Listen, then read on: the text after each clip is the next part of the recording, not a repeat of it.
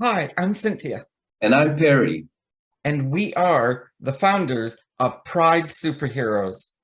And today we're here with an episode of 5 in 15, right, Perry? Yeah, each topic will get 3 minute stops. And I'll share with you my screen so you can see the topics we are going to go through. Burning issues in the LGBTQIA plus world. First topic, let me put the timer first and go. Yeah.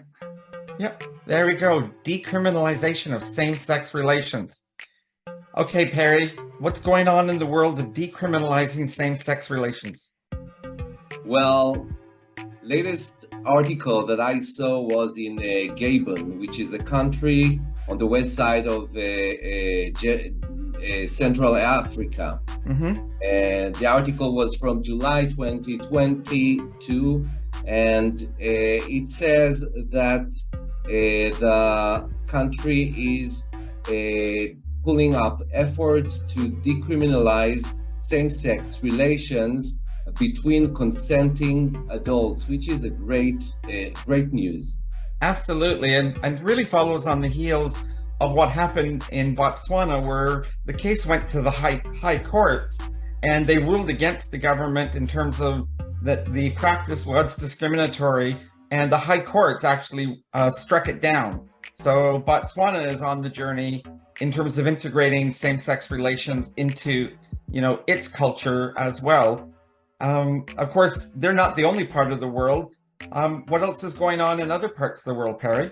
Well, I can speak for Israel because I live here, Yeah, and currently it is not. I mean, there is not. The law is not against same-sex relations.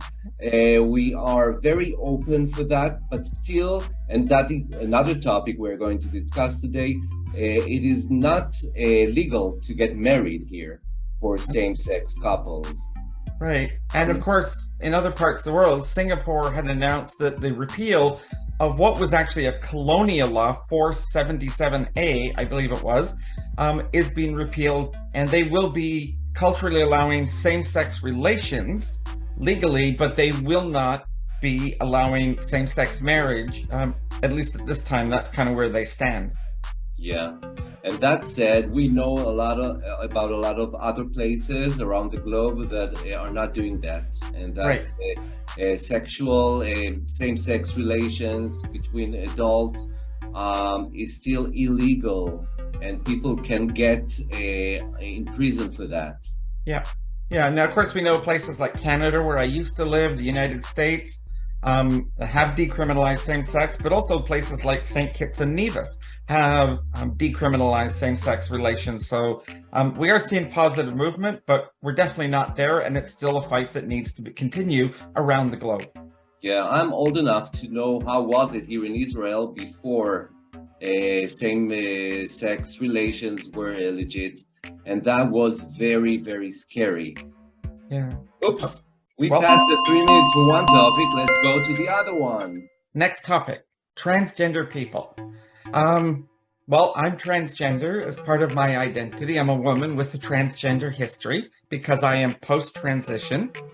Um, and absolutely, I have seen and experienced this around the globe in the 56 countries that I have been in. I haven't seen it everywhere, but I've certainly seen it.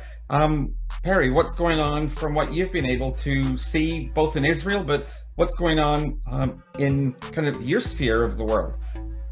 Well, in Israel, there was a very serious event a few weeks ago about a child on the third grade, which was a transgender person.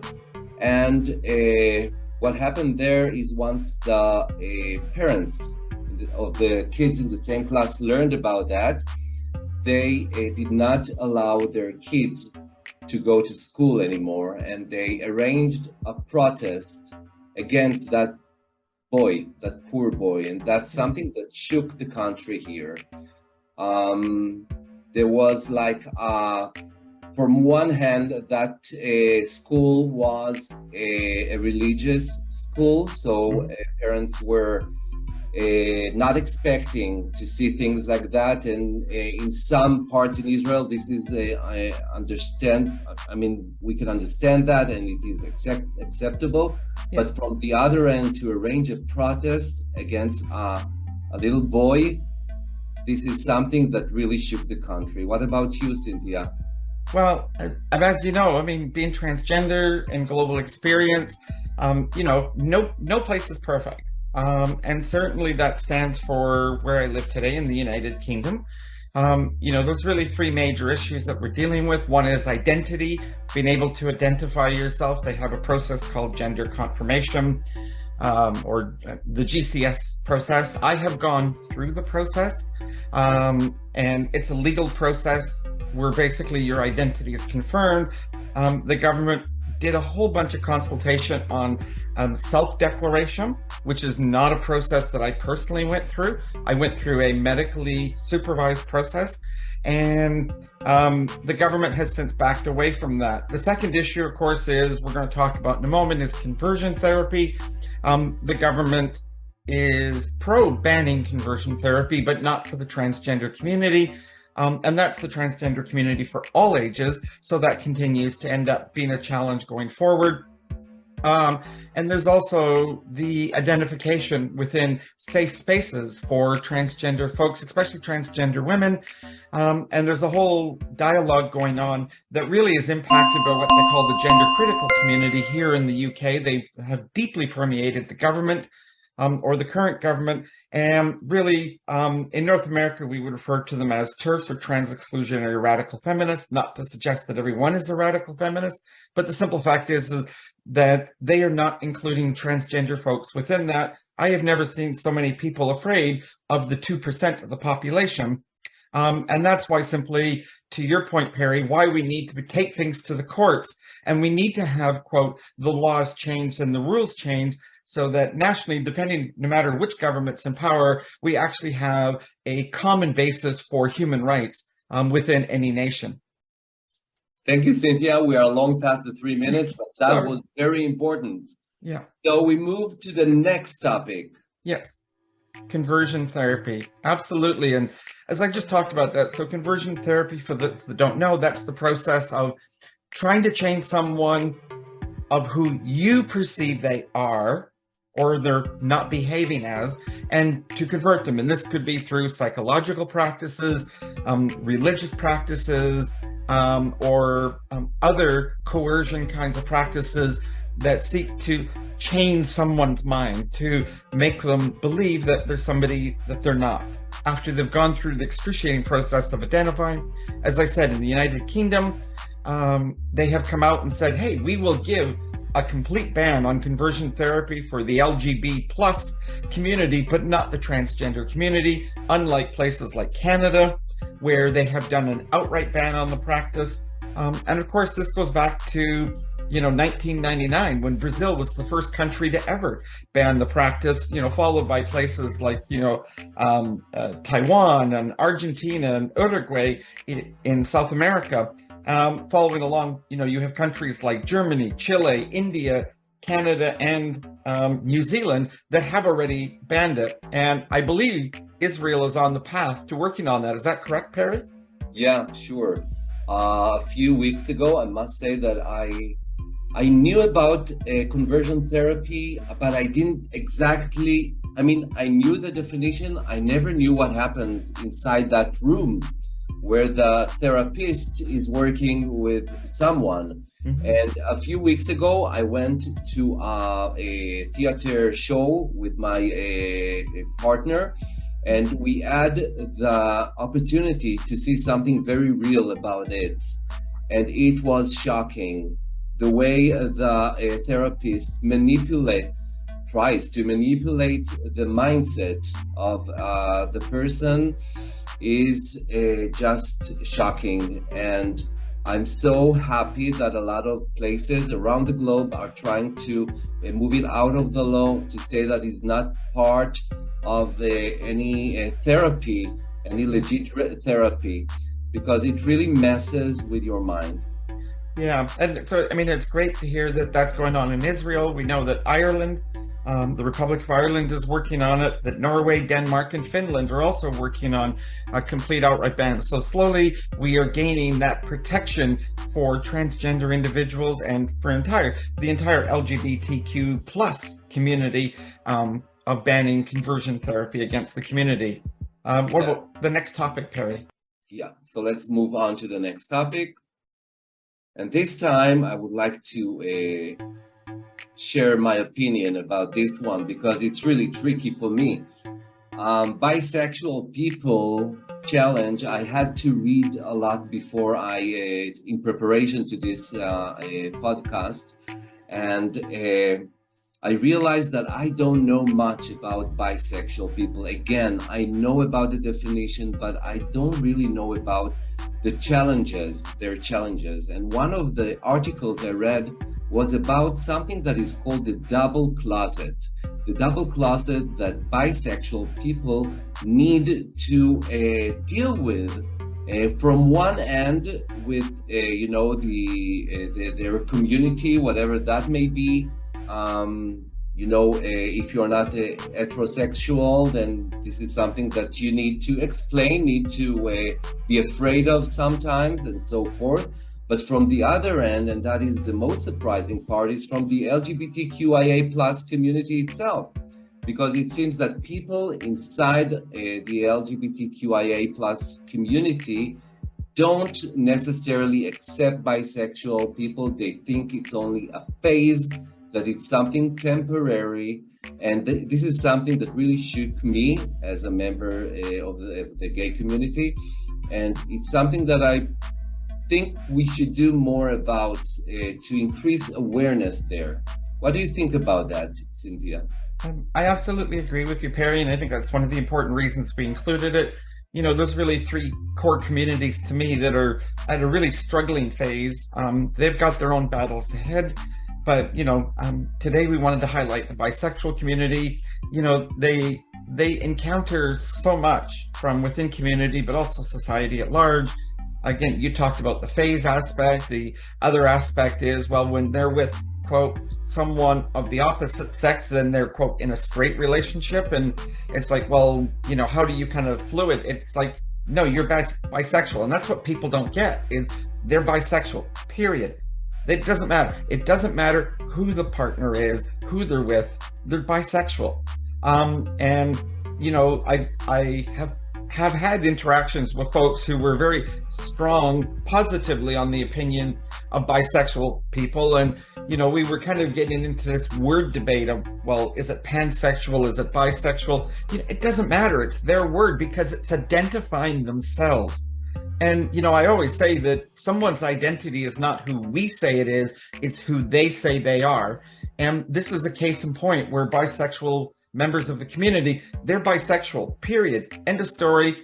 It doesn't matter who the partner is that they're with, and we just need to respect that. But they are definitely, as far as I'm concerned, included in the part of the community, and they're an important part of the community. And in fact, they could be the largest hidden part of the LGBTQ plus community, because on my experiences, there are so many people that are exploring their bisexual identity, but there's so much stigma they have yet to come out. So anyways, okay. That's our 3 minutes. Yeah, so that was the sound of the 3 minutes. And we go to the next topic. Marriage rights. Please lead us, Perry. Well, I'm not an example, I think. I mean, me and my spouse are 13 years together this last September. And congratulations. Thank you. And we never got married. Okay. That said, we do have legal agreements that establish our relationship in court or in any other official places. Mm-hmm. And it's a question that I always ask myself: if we had the chance to get married, would we? But you know what? It doesn't matter, because we should have the right to do that. And currently, there are a lot of places around the globe that don't have that same sex don't have the right to get married. If I want to get married with my partner who I love so much, I need to go to the other world, to go abroad and try to find a place that will marry us. Why can't our country do that for us? Yeah. This is like a basic right that we should have.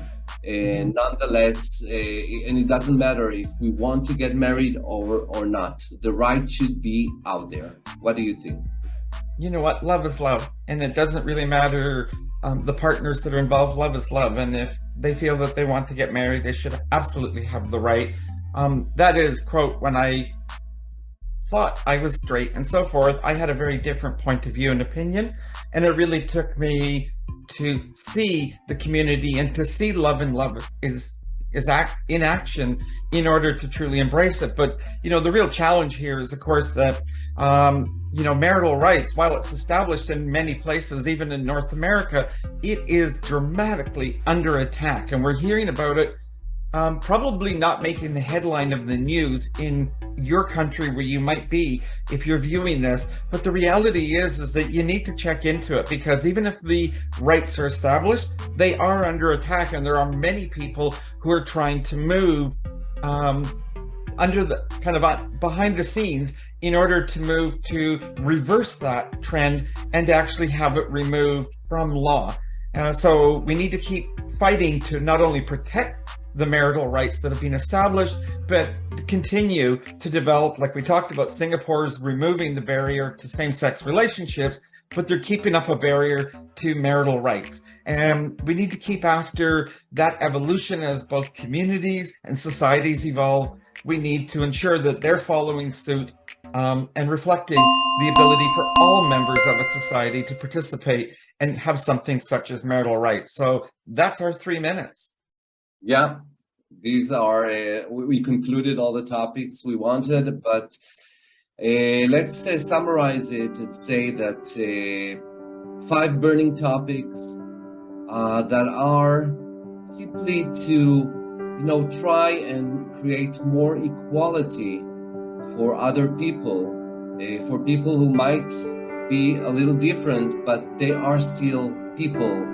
We are all people, we are all different, we are all unique in our ways, and all of these 5 burning topics talk about equality between us and the others. Absolutely, Perry, so beautifully said. To our audience out there, hey folks, if you love this post, drop us a heart or a like. Let us know that you really enjoyed this post. Don't forget to follow and subscribe to us. And if you do have any questions, or there's a burning issue you would love us to talk about in a future 5 and 15, please go ahead and drop that in the comments. And while we're not going to engage in the dialogue there, we will certainly consider it for a future 5 and 15. There's certainly not a shortage of things for us to be talking about. So from me, thank you. From Perry, thank you. See you next time.